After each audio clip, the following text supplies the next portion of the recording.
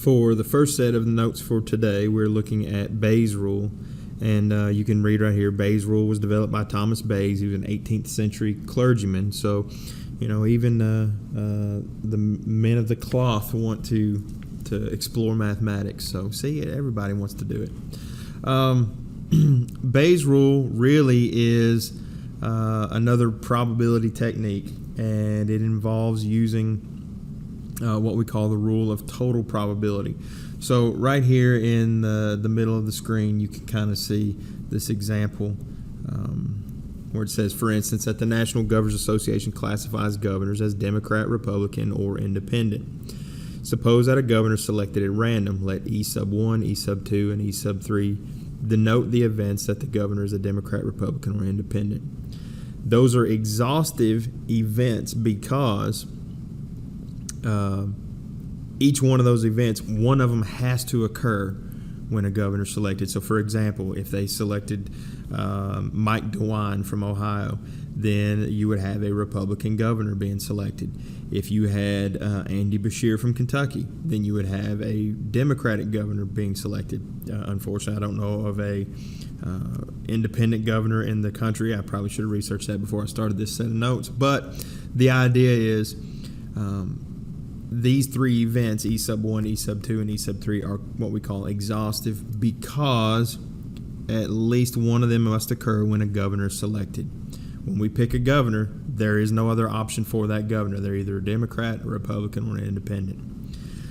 They're not only exhaustive, but they're also mutually exclusive because Democrat, Republican, and Independent are individual events. There's nothing shared about those three events.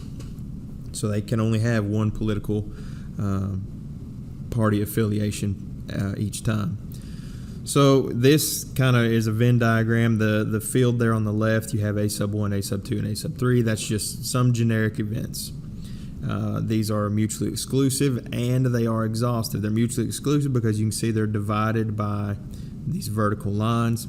They're exhaustive because they cover the entire field that we see on this Venn diagram. Then in that diagram, we have these events B, or this event B. So whatever event B happens to be in this case, it's just a visual representation. Event B, when we combine it with one of these A sub values, it becomes mutually exclusive. And we're gonna make more sense of this in just a minute.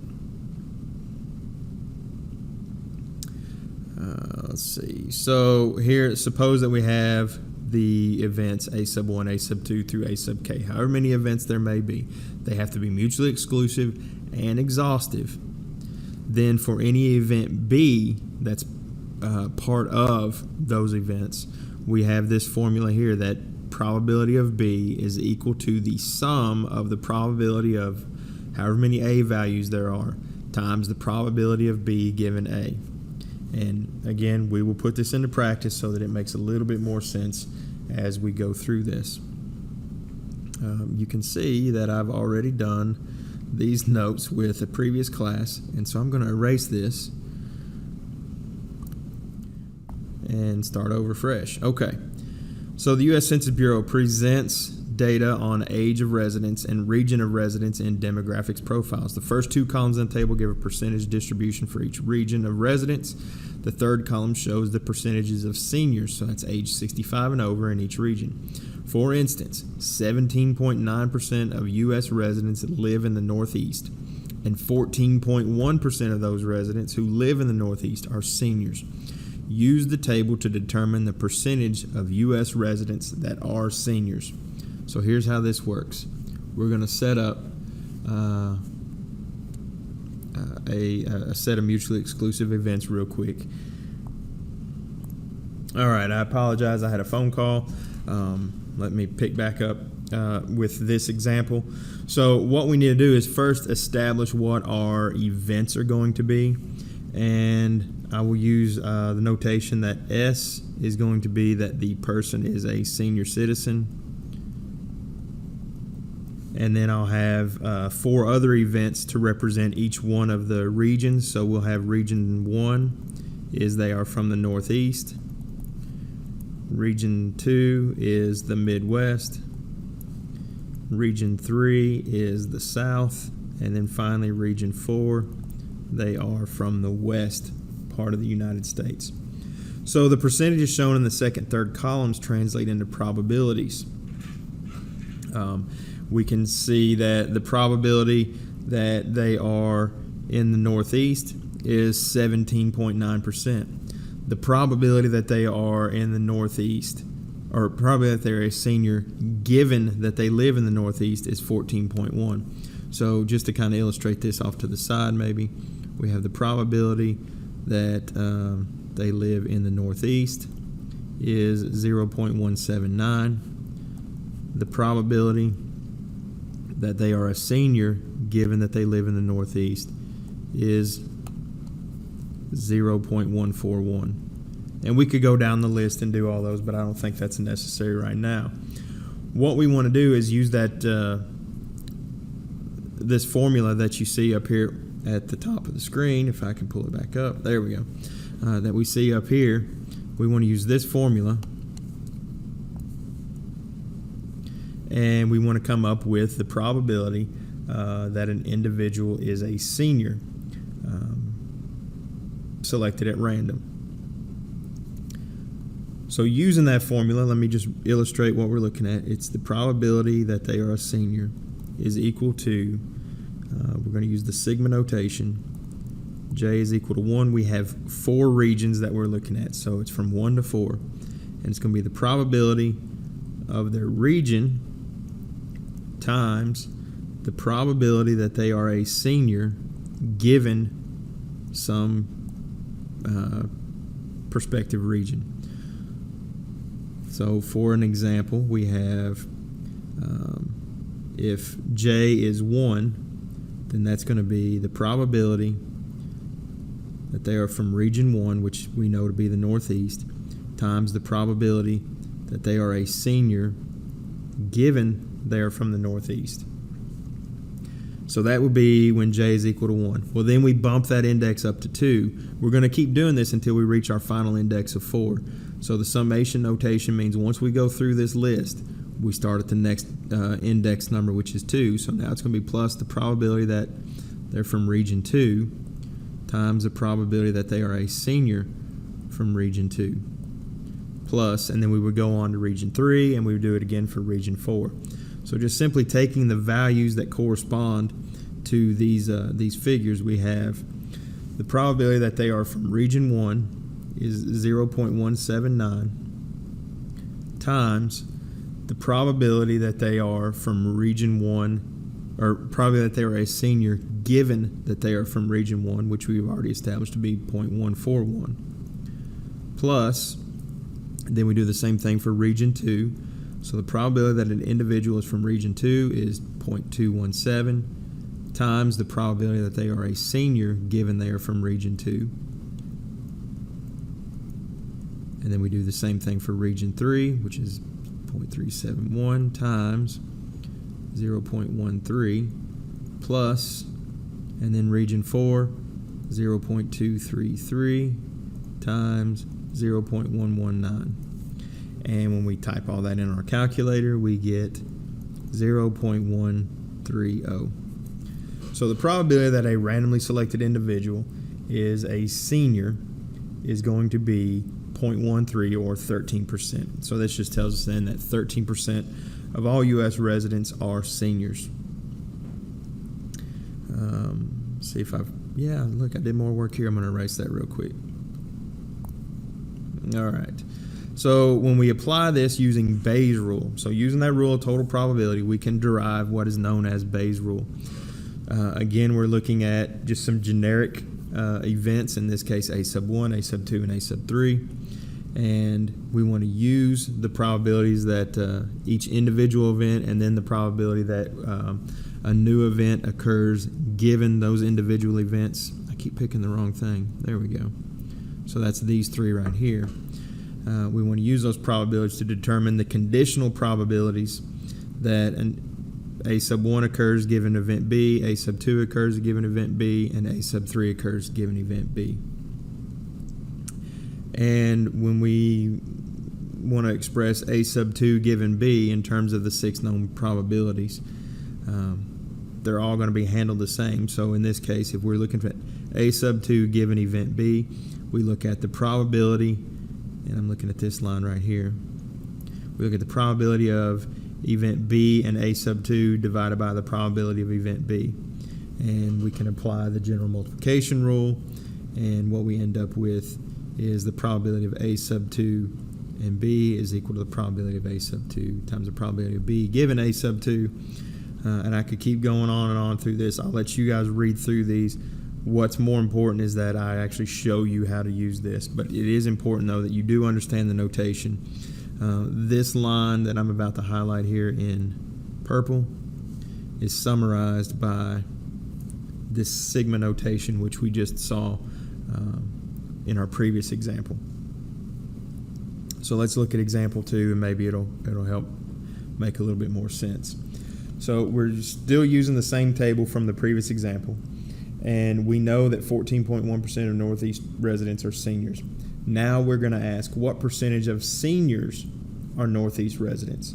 So the notation that we introduced at the beginning of the solution in that example indicates that in terms of probability, the problem is to find, we're looking for the probability of R sub 1 given that they are a senior. So the probability that an individual is from the Northeast given that they are a senior citizen.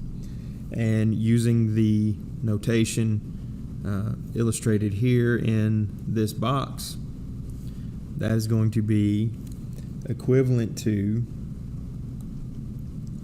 the probability that they are from the Northeast times the probability that they are a senior given they are from the Northeast, divided by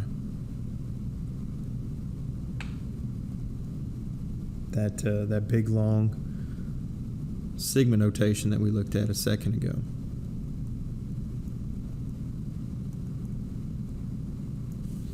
And then so when we substitute in what we know, I'm not going to redo this line right here. I'm not going to recalculate that because we calculated that in example 1. And that was 0.130. So we already know the value for that is 0.130.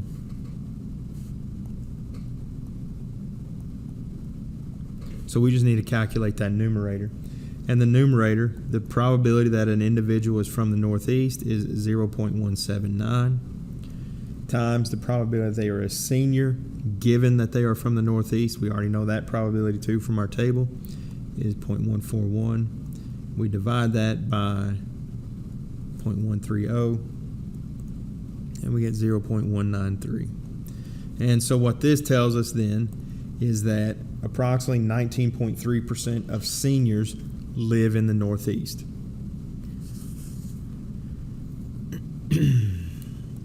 Erase this. I should have cleared these off before I started. So example 3, this should be our last example. And I think maybe just practicing these, you'll see that these are much easier than they are to explain. So example 3, we have, according to the Arizona chapter of the American Lung Association, 7% of the population has lung disease. Of those having lung disease, 90% are smokers. Of those not having lung disease, 25.3% are smokers. Determine the probability that a randomly selected smoker has lung disease. So first, let's establish what our events are going to be. So our first event is S, and that is that the person is a smoker. Our next two events, we're going to have L sub 1, and we'll say L sub 1 is no lung disease.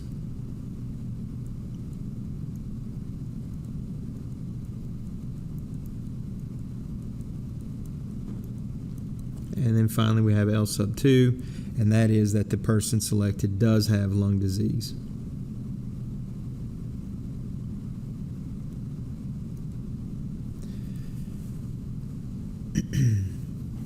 So what we're looking for this probability and using Bayes' rule is we are looking for the probability that the person has lung disease given that they are a smoker. and that is given to us by determining the probability that a randomly selected smoker has lung disease. So we're selecting from the population of smokers. We want to find which one or what percentage of those may have lung disease. So that gives us the notation, the probability of L sub 2 given S, which we know from our previous example can be rewritten as the probability that they have lung disease times the probability that they are a smoker given that they have lung disease divided by, and since we're only dealing with two potential options here, we have L sub 1 and L sub 2.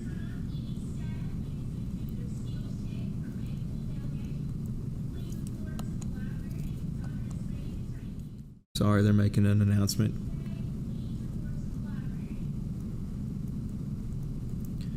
So there's the first one. If we were writing this in sigma notation, that's when J is 1, and then we bump it up to 2 because that's all we have in this particular example.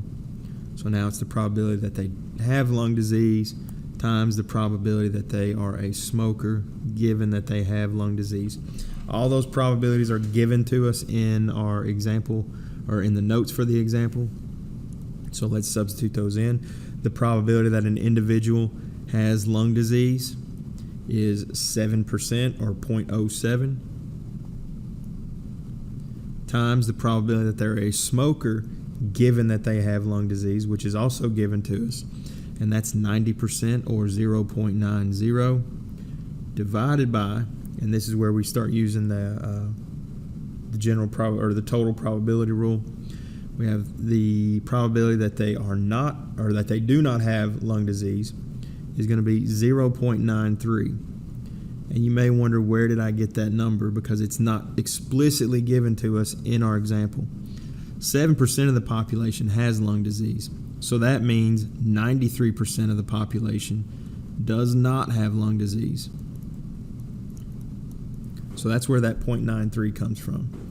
And then we have the probability that they are a smoker given that they do not have lung disease. That number is given to us as 0.253 plus, again, we use the probability that they are or that they do have lung disease, which is 0.07 times the probability that they're a smoker given that they have lung disease, which was 0.90. When we simplify this, we get 0.211, which means that 21.1% of smokers do in fact have lung disease. And that's how you apply Bayes' rule to these probabilities. You can see there's a further explanation of the solution that we came up with for that example. We also have some important terms associated with Bayes' rule are prior probability and posterior probability. In example 3, we notice that the probability is 0.07 that a randomly selected person has lung disease. This probability does not take into consideration whether or not the person is a smoker. It's therefore called a prior probability because it represents the probability that the person selected has lung disease before knowing whether the person is a smoker. So then the posterior probability is just the opposite of that. We would know that they are a smoker, and then we would investigate whether or not they have lung disease. So here are your homework problems. There are 1, 2, 3, 4, just 5 problems on there. Yes, I know there's a couple of ABCs, but it's not that big of a deal. It's just to get you some practice with Bayes' rule. Again, if you have questions, let me know, and I'll be knocking out the second video for today shortly.